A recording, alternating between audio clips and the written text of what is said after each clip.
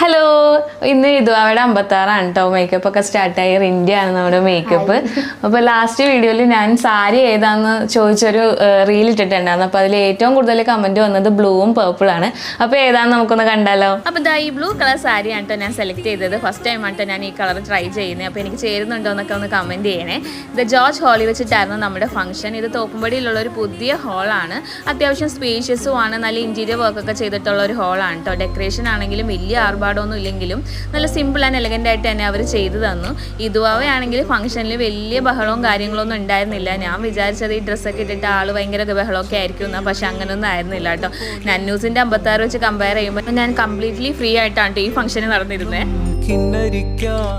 പിന്നെ ഇതാണ് ഞാൻ എൻ്റെയും അയബിച്ചൻ്റെയും ഫാമിലി. പിന്നെ വലിയ കാര്യമായിട്ടുള്ള പരിപാടികളൊന്നും ഉണ്ടായില്ല. ഡാൻസ്, റീൽസ്, അതുപോലെ തന്നെ എല്ലാവരും സദ്യയൊക്കെ കഴിച്ച് അങ്ങനെ പരിപാടി നല്ല ഭംഗിയായിട്ട് കഴിഞ്ഞു.